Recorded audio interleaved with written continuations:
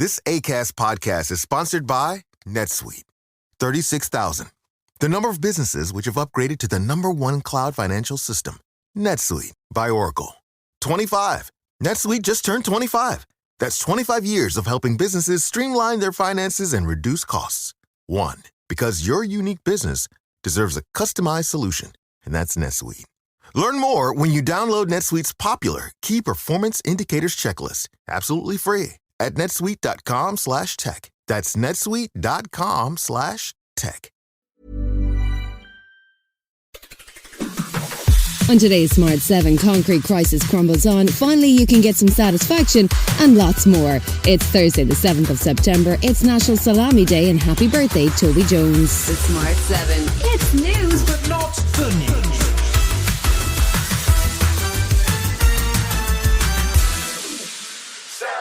First session, I understand people are excited to be back at school. But we expect better behaviour. That was Speaker Sir Lindsay Hoyle kicking off another session of Prime Minister's Questions Time with a hopeful plea for good behaviour.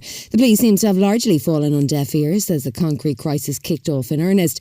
Wednesday morning began with the government publishing its long-awaited list of which schools are now said to have potentially unsafe RAAC.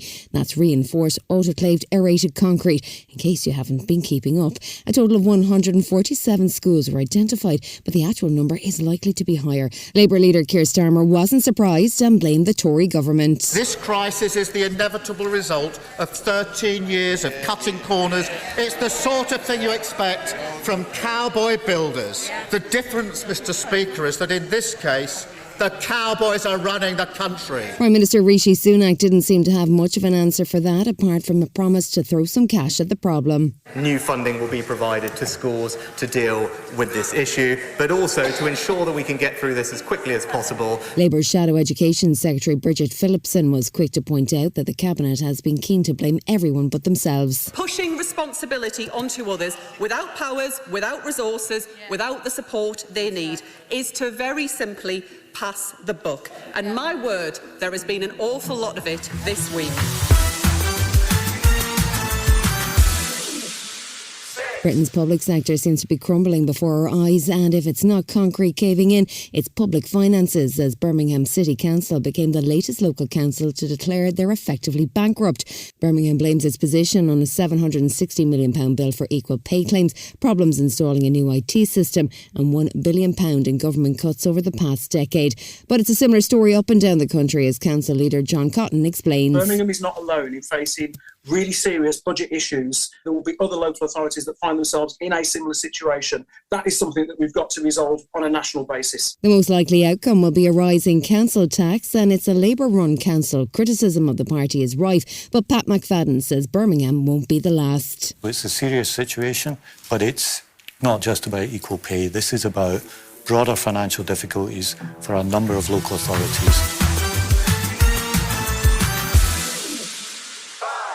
US Secretary of State Anthony Blinken popped up in Ukraine on Wednesday on a surprise visit to the war-torn country. He arrived in Kyiv for an unannounced 2-day visit that was his first for a year to the Ukrainian capital. He announced a new $1 billion package of US assistance, including controversial depleted uranium ammunition for Abrams tanks, and he met with his Ukrainian counterpart Dmitry Kuleba and the President Vladimir Zelensky. We've seen good progress in the counteroffensive. We want to make sure that Ukraine has what it needs not only to succeed in the counteroffensive, but for the long term, to make sure that it has a strong deterrent, strong defence capacity. Meanwhile, new UK Defence Secretary Grant Shapps was busy officially declaring the Wagner mercenary group a terrorist organisation, meaning it's now illegal to join them. The Defence Secretary also spoke on Sky to Kay Burley, where he also confirmed that one of the Chieftain tanks the UK gifted to Ukraine has been destroyed and it won't be replaced. They've got the 14 tanks, or one fewer now, and we accept that in a military zone, this is the sort of thing that happens, but we'll always keep what we're providing under close review. Ministers are considering a new law to give the right to a second medical opinion. Martha's rule would make it easier for patients and their families who believe their concerns are not being taken seriously by medical staff to get a second medical opinion. It's named after Martha Mills, a girl who died when doctors failed to admit her to intensive care. Dr. Sanjeev Sharma is the medical director at Great Ormond Street. He said that Martha's death should make everyone in the NHS pause and think about systems in place and whether families are sufficiently supported. This tragic case has really prompted us to look at ways in which we can better integrate family concerns into prompting those reviews within ward environments. So there's definitely work for us to do, but we really welcome the challenge and we need to lean into this. Still to come on the Smart 7, Djokovic breaks another record. And speaking of new records, the Rolling Stones have got one too. Right after this. Welcome back.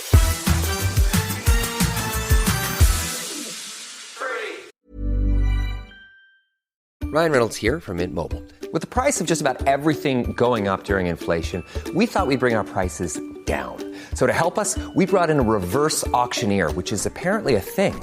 Mint Mobile Unlimited Premium Wireless. How to get 30, 30, bit to get 30, bit to get 20, 20, 20, bit to get 20, 20, bit to get 15, 15, 15, 15, just $15 a month? Sold! Give it a try at mintmobile.com/switch. New activation and upfront payment for 3-month plan required. Taxes and fees extra. Additional restrictions apply. See mintmobile.com for full terms.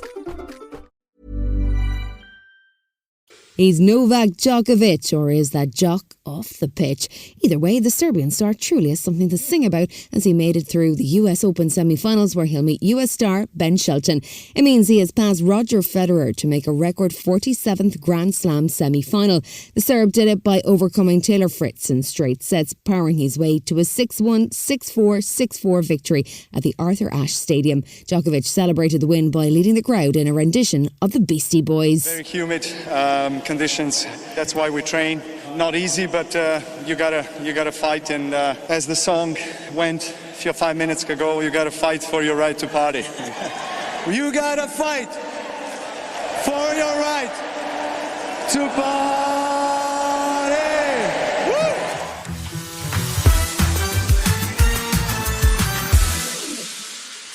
The Rolling Stones are making a comeback. The rock legends held a press conference with Jimmy Fallon in Hackney announcing their first album in 18 years. The remaining trio of Stones paid tribute to late drummer Charlie Watts as they announced the release of their new single, Angry. The new record includes a track with Lady Gaga and it's due for release on October 20th. It's called Hackney Diamonds, so where better to broadcast the news live from than the East London borough itself. We're here to present our new single, which is called Angry, and Angry is the first single from our new album called Hackney Diamonds, which is why we're in Hackney, and which comes out in October the 20th.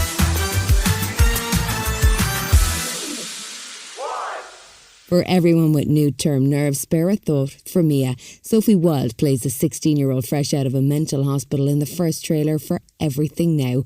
We follow Mia, who returns home after a lengthy recovery from an eating disorder and finds herself back in the chaotic world of sixth form, but all her friends have moved on. It's Sex Education meets a far more woke version of Skins and streams on Netflix from October 5th. A big part of this has to come from you. Knowing your own body, respecting the recovery plan. I understand what I need to do now, so I can go back to school and see my friends and just be normal again. Mia, how are you? You know how it is? No, I don't. I've never been to a mental hospital. You've been listening to The Smart 7. We'll be back tomorrow at 7 a.m. Hit that follow button and have a great day. Give us 7 minutes and we'll give you the world. This Acast podcast is sponsored by NetSuite. 36,000. The number of businesses which have upgraded to the #1 cloud financial system. NetSuite by Oracle. 25. NetSuite just turned 25. That's 25 years of helping businesses streamline their finances and reduce costs. 1. Because your unique business deserves a customized solution, and that's NetSuite. Learn more when you download NetSuite's popular Key Performance Indicators checklist, absolutely free, at netsuite.com/tech. That's netsuite.com/tech.